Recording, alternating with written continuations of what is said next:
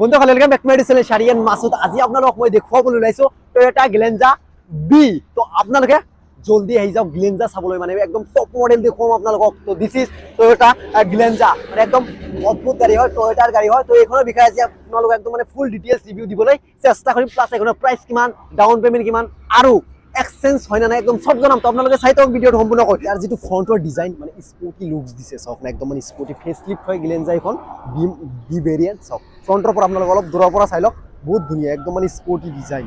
এই চাওক LED DRLS with LED headlight and trans signal halogen, and তলত আপোনালোকে পায় LED ফগ লাইট। চাওক এইটো হ'ল বম ডাঙৰ টয়োটাৰ লোগো, আৰু ফ্ৰণ্টত আপোনালোকে পায় কেমেৰা। এই চাওক চাওক ফ্ৰণ্টত কি হৈ আছে, ভিতৰৰ পৰা একদম সম্পূৰ্ণ চাব পাৰে। আৰু এই চাওক ডিজাইন এণ্ড ক্ৰোম ডিজাইন দিছে ইয়াত, আৰু তলত চাওক বহুত ধুনীয়া ফিনিচিং দিছে। তো আৰু এইখনত আপোনালোকে 360 ডিগ্ৰী কেমেৰা পায়, মানে চাৰিওফালে কেমেৰা। এই চাওক তলত আপোনালোকে কেমেৰা পায়, এই চাওক। আৰু এইটো হ'ল LED ট্ৰান্স সিগনেল। তো আগত আপোনালোকে এক্সটেৰিয়াৰ চাই লওক, একদম বহুত ধুনীয়া। এণ্ড ৰিয়াৰত আপোনালোকে কেমেৰা পায়, এই চাওক টোটেল 4টা কেমেৰা পায়। আৰু এই চাওক ভি, আৰু ইয়াত গ্লেঞ্জা চাওক।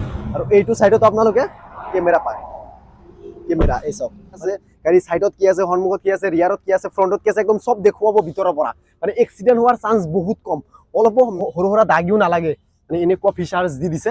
তো গ্লেঞ্জাৰ বাকি এক্সটেৰিয়াৰ কেনেকুৱা লাগিছে কমেণ্ট কৰি জনাই দিয়ক। এক্সটেৰিয়াৰ আৰু অলপ দেখুৱাম। এইটো হ'ল উইপাৰ, এই চাওক অলপ ধূলি পৰিছে যিহেতু একদম হাইৱেৰ ওচৰত থিয় কৰাই দিছে সেইকাৰণে। তো গাইজ এইখনত আপোনালোকে পায় R16 diamond cut alloy wheel. তো টয়োটাৰ ফালৰ পৰা দাদা আছে, দাদা একদম এইখনৰ একদম ফুল স্পেচিফিকেশ্যন ফিচাৰ জনাবলৈ চেষ্টা কৰিব। নমস্কাৰ, মোৰ নাম ৰক্তিম শৰ্মা, মই গাৰ্গিয়া টয়োটা বৰপেটাত কাম কৰোঁ। গ্লেঞ্জাখনৰ যিটো স্পেচিফিকেশ্যন মই আপোনালোকক কৈ দিছোঁ, ভিতৰত মই গোটেইখিনি দেখাই দিছোঁ। টয়োটাৰ যিটো সাসপেনশন গাইজ একদম অদ্ভুত সাসপেনশন, সহজতে জাৰ্কিং নালাগে। তো সব জনাম আপোনালোকক, এইখনত কি আছে, কেনেকুৱা কি কথা সব জনাম।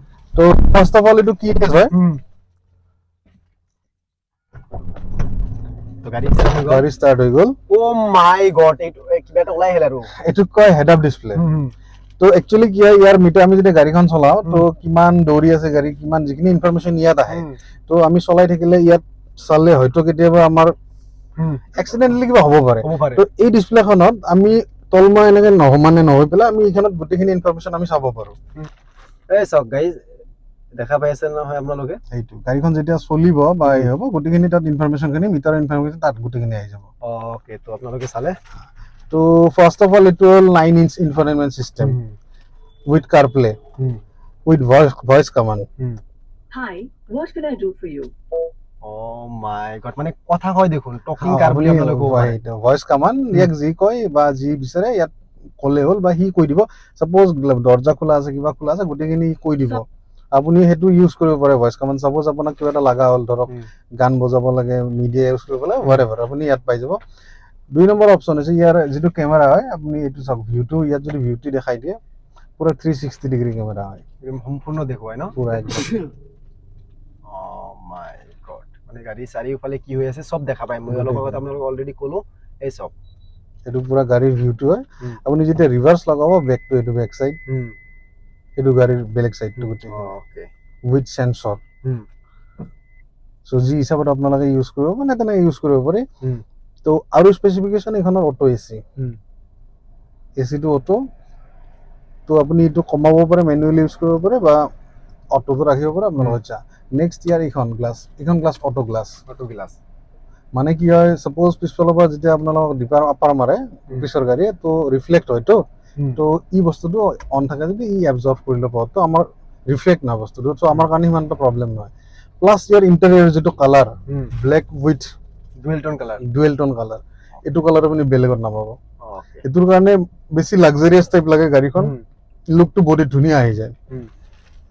ইয়াৰ গ্লোভ বক্স। নেক্সট ইয়াৰ স্পেচিফিকেশ্যন আছে 6টা এয়াৰবেগ পাব। 6টা এয়াৰবেগ, সেফটি বহুত ধুনীয়া। 6টা এয়াৰবেগ পাব। বাকি এইটো থাকিলে, ইফালে এইখিনি থাকিলে, বাকি লাইট। আৰু ইয়াৰ যিটো এচিৰ পাৱাৰ, পিছফালে ইয়াৰ এচিৰ দৰকাৰ নাই, মানে ৰিয়াৰ এচিৰ কোনো প্ৰয়োজন নাথাকে, এচিৰ যিটো পাৱাৰ। আৰু বাকি নৰ্মেলি যিখিনি থাকিব লাগে, এইটো হেড আপ ডিসপ্লে থাকিল। আৰু ইয়াত আছে ক্ৰুজ কন্ট্ৰোল। ক্ৰুজ কন্ট্ৰোল অপশ্যনটো এইটো হয় আপোনাৰ, ক্ৰুজ কন্ট্ৰোল অন কৰাৰ লগে লগে আপুনি সাপোজ 60 বা 70 গাড়ীখন গৈ আছে, আপুনি ক্ৰুজ কন্ট্ৰোল অন কৰি আপুনি সেট কৰি দিয়ক, গাড়ী 70 দৌৰি থাকিব, আপুনি এক্সেলাৰেটৰটো এৰি দিলে হ'ল, বাছি নিজে নিজে দৌৰি থাকিব। আপোনাক যদি গাড়ী তো আৰু অলপ বেছিকে দৌৰিব লাগে আপুনি এইটো বঢ়াই দিয়ক, গাড়ীৰ স্পীড বাঢ়ি যাব, কমাই দিয়ক, গাড়ীৰ স্পীড কমি আহিব। ওকে যেতিয়ালৈকে আপুনি ব্ৰেক ইউজ নকৰে, Okay. ব্ৰেক ইউজ কৰাৰ লগে লগে সি আৰু নৰ্মেলত আহি যাব। ওকে তো বাকি পাওয়াৰ উইন্ডো পাওয়াৰ গোটেইখিনি ফ্ৰণ্টৰ আপোনাৰ গোটেই ফ্ৰণ্ট বুলি নহয়, গোটেইখিনি আপোনাৰ পাৱাৰ উইণ্ডো হয়। ওকে ৰিয়াৰতো পাওয়াৰ উইন্ডো হয় হয়, আৰু বাকী মিৰৰ কেইটাতো জানে গোটেইকেইটা, সেইকেইটাও গোটেইকেইটা অট'মেটিক হয়। ওকে আৰু বাকী থাকিল স্পীকাৰ, ইফালে দুটা টুইটাৰ আছে, বাকী 4টা দূৰত 4টা আপোনাৰ স্পীকাৰ পাব। আৰ ইঞ্জিন স্পেসিফিকেশন ইঞ্জিন হৈছে ইখন হৈছে আপোনাৰ 1.2 litre engine, 1200 CC K series engine plus dual jet engine, যাৰ কাৰণে ইয়াৰ মাইলেজটো বহুত ভাল। আপুনি কোম্পানীয়ে ডিমান্ড কৰে একচুয়ালি 22, তো একজেক্টলি কাস্টমাৰ বিলাকো 20 ৰ পৰা 22 মাইলেজ পাই আছে owner reporter mileage as per মানে 1200 সিসি ইঞ্জিন হিচাপত মাইলেজ দিয়া গাড়ী এতিয়ালৈকে বৰ্তমান গ্লেঞ্জা আছে বুলি মই ক'ব পাৰো। Okay petrol engine. তো গাইস গ্লেঞ্জা কেনেকুৱা লাগিছে কমেন্ট কৰি জনাই দিয়ক। মানে গ্লেঞ্জা বহুত ফেমাস গাড়ী হয়, কাৰণ 6 ইয়াৰ বেগ, তাৰপিছত টয়োটাৰ হয়, বিল কোৱালিটি গাইস, আৰু সাইলেন্ট প্লাস আৰু এটা সাইলেন্ট, গাড়ীখন বহুত সাইলেন্ট, আৱাজ ইমান এটা নাই। মই গাড়ীখন ষ্টাৰ্ট আছে যদি আপোনালোকে গম পোৱা নাই, বহুত সাইলেন্ট হয় এখন গাড়ী। ওকে সব লাস্ট এসিৰ কাৰণে আপোনালোকে অলপ এই পাই আছে, সাউন্ড পাই আছে, বাকি সব বাহিৰে দি গাড়ী গৈ আছে কিন্তু আপোনালোকে কিন্তু সাউন্ড পোৱা নাই, বহুত সাইলেন্ট গাড়ী হয়। তো বাকি এইখনৰ যেহেতু বি ভেৰিয়েন্ট হয় এইখন, তো এইখনৰ এক শোৰুম প্ৰাইস কিমান আছে? এইখনৰ এক শোৰুম প্ৰাইস আহিব 9.52, মানে 9 লাখ মানে 52,000 আপোনাৰ এক শোৰুম প্ৰাইস। আৰু অন ৰোডত কিমান আহে টোটাল? অন ৰোড এইখনৰ মোটামুটি 1070 আহি যাব। 1070 আহি যাব ন অন ৰোড? হয়তো অলপ কমিব পাৰে, বাট মই কৈছো 1070 আহি যাব। এপ্ৰক্স কৈছে দাদা? এপ্ৰক্স 1070 আহি যাব। ওকে আৰু ইয়াৰ এটা অপচন আছে, ইয়াৰ যদি ডোৰ লাইটটো নাথাকে, ইয়াত এটা ডোৰ লাইট আছে, এই ডোৰ লাইটটো নাথাকিলে ইয়াৰ এক শোৰুম প্ৰাইস 9,51,000, আৰু যদি ডোৰ লাইটটো থাকে তেনেহলে 9,52,000 এক শোৰুম। ডিফাৰেন্স দুটা, ডোৰ লাইট অনলি ডোৰ লাইট, এই তলত এটা লাইট থাকে, এটো কাৰণে 1000 টকা ইফাল এটো থকাটোই বেটাৰ গাইছ, অলপ প্ৰিমিয়াম আৰু বেছি হ'ব, সেইকাৰণে হেতু থকাই বেটাৰ। 1000 টকাৰ কাৰণে আৰু কি হয়। তো গাইস এইবিলাক সব লেদাৰৰ হয়, সিটটো ফেব্ৰিক হয়, সব মজা লাগিছে গাইস। যেতিয়া ফেসলিফ্ট নাছিল গ্লেঞ্জা ইমান ধুনিয়া কিন্তু নাছিল, ফিচাৰ্স বিলাক নাছিল, যে এইটো নাছিল, আৰু ফ্ৰন্টৰ স্পৰ্টি যিটো ডিজাইন হেতু নাছিল, প্লাস এই সিস্টেমটো এনেকুৱা নাছিল। আৰু ফেসলিফ্ট আহাৰ পিছত অলপ ডিজাইনটো চেঞ্জ হৈ গৈছে, ফ্ৰন্টৰ পৰা স্পৰ্টি অলপ ডিজাইন আহি গৈছে, আৰু ভিতৰতো একদম নেক্সট লেভেল বনাই দিছে, মজা লাগিছে।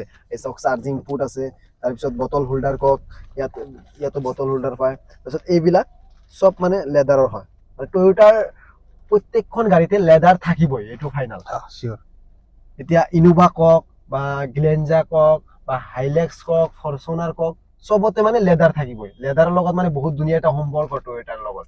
এইখনৰ যদি ফাইনেন্স কৰে, একচুয়ালি মই প্ৰত্যেকখন ভিডিওতে ফাইনেন্সৰ কথা কওঁ, তো ফাইনেন্স কৰিলে ডাউন পেমেন্ট কিমান দিব লাগে? ফাইনেন্স কৰিলে মিনিমাম 20% ডাউন পেমেন্ট দিব লাগে। 20% ডাউন পেমেন্ট মানে 3 লাখ তোলাব, আমরা আরামত ওলাই যাব, আৰামছে 3 লাখ টকা তোলাই যাব। আৰু যদি আপোনালোকে এক্সচেঞ্জ কৰিব বিচাৰে এটো কৰিব পাৰে। গাইস ভিডিওটো দেখুন, গাড়ীৰ ভিতৰৰ পৰা এক নকৰো।